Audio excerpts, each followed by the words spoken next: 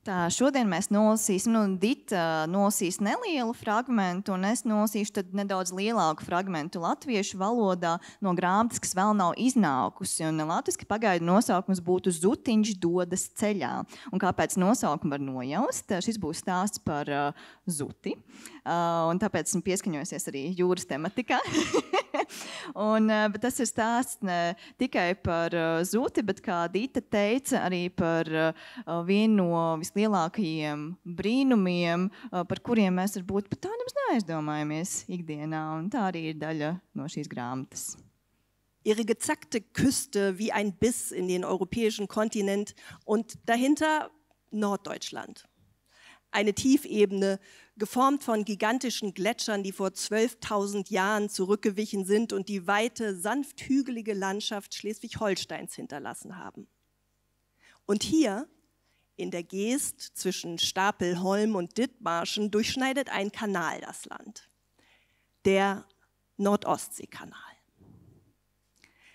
Ausgerechnet hier, an diesem unscheinbaren Ort, an diesem nieseligen Morgen im Frühherbst, beginnt eine der unglaublichsten Geschichten unseres Planeten. Tā, un tagad būs latviski. Es lasīšu no telefona, jo es nepaspēju izdrukāt pēdējos labojumus, un tad jau bija par vēlu. Tātad fragments no grāmatas Zutiņš dodas ceļā. Vāciski zutis ir āļ, un zutiņu vāciski sauc āļ. Un tad zutis zutiņš, respektīvi, ir latviski. Tātad, un šeit būs ļoti daudz vietu, kur ir līdzīgi kā mēles mežģiem. Ich habe gesagt, dass da manche Stellen sind, die ein bisschen wie Zungenbrecher sind. Tātad centīšos tik galā. Tātad, Ziemeļjūra. Tās robainais krasts kā kodums Eiropas kontinentā. Un aiz tā Ziemeļvācija. Zemiene, ko veidojuši milzīgi ledāji, kuri atkāpās pirms 12,000 gadu, atstājot plašu, viegli viļņotu Šlēsvigas-Holšteinas ainavu, ko caurīja grāvi un ūdens dzīslas. Un šeit, paugurainē starp Štāpelholmu un Ditmāršenu, zemi šķērso kanāls, Ziemeļjūras Baltijas jūras kanāls. Un tieši šeit, šajā neparastajā vietā, agra rudens rītā un smidzeklī sāks viens no neticamākajiem mūsu planētas stāstiem. Ūdens ir augsts un duļķains. Saklajā ūdenī starp niedrēm un doņiem divas zivis pelda savus ikrīta apļus. Eiropas zutis Zutiņš šajā kanālā dzīvo jau gandrīz 20 gadu. Viņš ir slaids, dzeltenbrūns, saldūdens zutis ar vāju pret dubļu bedrēm un kraukšķīgi pikantām ūdens spolītēm.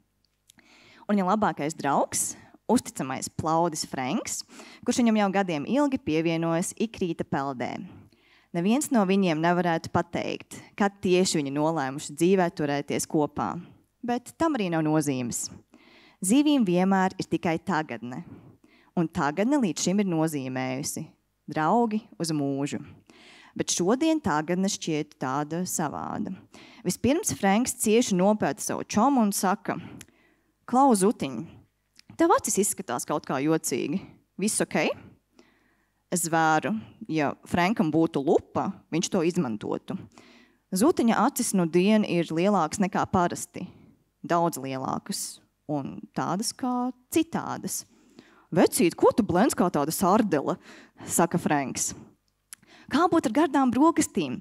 Es vakar tur gabaliņu atpakaļ pie niedrēm atradu veselu čupu ūdens ēzelīšu, riktīgi trakni milzeņi. Zutiņš gandrīz aizries. Viņš vienmēr bijis klusākais no abiem, tāpēc arī tagad neko nesaka. Bet brokastis jau no domas vien viņam Kanāls, Frenka labais noskaņojums. Tas viss šorīt viņu nomāc, iedzen stūrī. Pakrūtē velk, tirpiņas izskrien cauri visam ķermenim. It kā trūktu ūdens, lai gan viņš peld pašā kanāla vidū. Viņam vajadzētu, jā, ko tieši? Peldam, nomurmina Zutiņš. Vienkārši peldam. Nec Zutiņš, nec Frenks tobrīd nezina, ka Zutiņš ir lielu pārvērtību viducī. Viņš kļūst par sudrabu zuti. Pārvērtības? Burustība kā senā pasakā, čiks un pelnušķīta kļūst par princesi? Negluži. Toties šis ir pa īstam, un tāpēc vēl jo iespaidīgāk. Būt zutim nozīmē būt 4 dažādiem zušiem. 3 pilnvērtīgas pārvērtības, kurās mainās ne tikai izskats, bet arī viss ķermenis. Un žvīgt, zutiņš jau ir aizšāvies tālumā, ar tādu izveicību, ka Frenks paliek nopakaļ pilnīgi apstulbis. Tiksimies pie ūdencēzelīšiem bračiņu, Frenks sauc nopakaļ. Tāds dikti sastrasojies jau no paša rīta, nodomā Frenks. Zutiņš viņu knapi dzird. Ok, kamēr Frenkijs nesteidzīgi seko savam draugam, man īsi jāprecizē, ka es pati neesmu zutis. Un pat ne zivs. Jā, labi, to jau tāpat zināju, vai ne? Es esmu cilvēks, stāstniece. Un kā stāstniece es meklēju labākos, skaistākos, lielākos, smieklīgākos un skumjākos pasaules stāstus, lai tos pastāstītu tādiem cilvēkiem kā tu. Un šis ir viens no tādiem. Stāsts, kurā ir viss, kas nepieciešams labam stāstam. Simpātiski varoņi, dzīvībai bīstamas situācijas, mīlestība, sāpes, spriedze un noslēpumi. Šis stāsts ir mūžvecs un notiek tieši tagad. Ja tu jautā man, šis stāsts ir visu stāstu pirmsākums, un es to stāstu tev. Tātad, ja es saku, zutiņš jūtas tā un šitā, vai Frenks saka to vai šo, tad ir skaidrs, ka es to esmu izdomājusi. Es tēloju, it kā zinātu, ko zutis domā un jūt. Vai tas ir drusku bezkaunīgi? Nu, tā darbojas stāstīšana. Ko es tev apsolu? Šis stāsts ir tā vērts. Un pats trakākais jau ir, tas ir patiess. Nu, principā. Bet atpakaļ pie mūsu zušas zutiņa. Kad Frenks un zutiņš satiekas pie ūdencēzelīšu milzeņiem, Frenks omulīgi šķūrē iekšā vienu pēc otru un brīnās. Kāpēc viņa draugs neķeras klāt? Un tā mēs uzreiz nonākam pie nākamā punkta. Ir tā, zutiņš vairs nav izsalcis. Bet ne jau tā kā tu, kad esi notiesājis par daudz picas. Viņš nav vienkārši paēdis, viņš ēst gribu ir atmetis pilnībā. Gluži kā čūska nomet savu veco ādu. Tā ir daļa no viņa pārvērtības. Vairs nekāda izsalkuma. Iedomājies, bet nevar. Cilvēka izsalkums ir kā viļņi jūrā. Uz brīdi tas norimst, bet vienmēr atgriežas. Pavisam droši. Bet ne pie zutiņa. Šī tēma viņam ir izsmelta uz visiem laikiem. Un tā tiešām ir taisnība. Sākot ar šo dienu, viņš vairs nekad neēdīs. Nekad vairs neēst nav lēmums, ko pieņem zutiņš. Tas vienkārši tā ir. Tāpat kā tu neesi pieņēmis lēmumu elpot. Tas vienkārši notiek pats no sevis. Kas ir, jautā Frenks? Ko tik nopietns? Un jā, zutiņš jūtas savādi sašķelts. Viņam klājas vienlaikus labi un slikti. Zutiņu vecīti, tu esi slims? Frenks zutiņam reiz bija izglābis dzīvību, kā jau draugi to mēdz darīt. Proti, toreiz, kad zutiņš kā noburts peldēja pie kāpura, šī vilinoša gardā gumīgā dzīvnieciņa, kurš tik apetītlīgi šūpojās duļķainajā ūdenī, it kā pavisam noteikti gribētu kļūt par daļu no zutiņa zem ādas taukiem.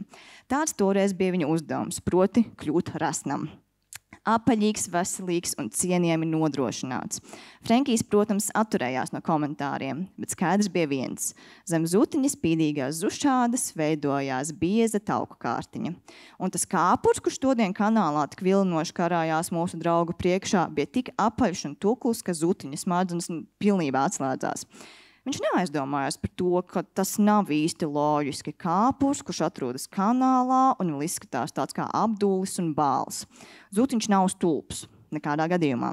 Bet tajā brīdī viņš bija tik, kā labāk pateikt, aizsapņojies, tik apjucis un izklaidīgs, ka vēders bija guvis virsroku pār smadzenēm. Viņš pilnīgi palaida garām sudrabaini mirdzošo āķi, kas as kā bulta caurarba kāpura ķermeni. Un ja tur nebūtu gadījies Frenks, viņa labais draugs, kurš pēdējā brīdī ir gāze grīdā, viņam ietriecās purnā, tad tagad, visdrīzāk, tad tagad vairs nebūtu nekāda zutiņa. Viņš būtu prom no kanāla un prom no dzīves. Vēl kādu brīdi patirinātos rokā, kas pieder kaut kādam tur Klausam Ūvam no Štipsdorfas makšķernieku apvienības pie Bādes Zēgebergas, dabūtu 2, cerams, labi notēmētus belzienus pa galvu, un tad būtu, lai jau paliek. Viņš, vecais labais Frenkijs Frenks, taču bija gadījies blakus par laimi.